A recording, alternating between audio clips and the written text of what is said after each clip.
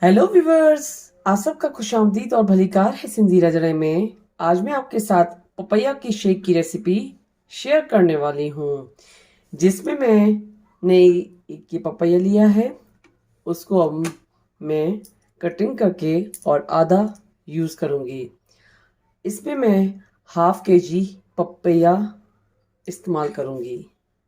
बाद मैंने पपैया को पील करके सीड्स निकाल के कटिंग कर लिया है। अब हम शेक बनाना स्टार्ट करते हैं। अब हम पपैया इसी जग में डालेंगे।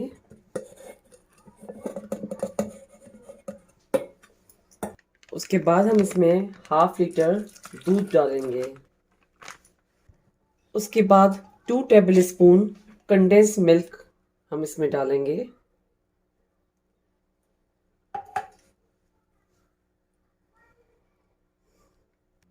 फिर उसके बाद हम इसमें थोड़ा सा वनीला एसेंस डालेंगे। अब हम शेक बनाना स्टार्ट करते हैं। अब ये पपैया का शेक रेडी हो चुका है। समर स्पेशल पपाया शेक पीने के लिए रेडी हो चुका है। ये शेक आप अपने घर पे ज़रूर ट्राई कीजिएगा। मेरे चैनल पर फीडबैक दीजिएगा।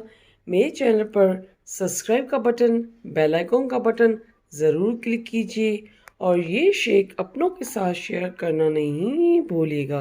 Thank you.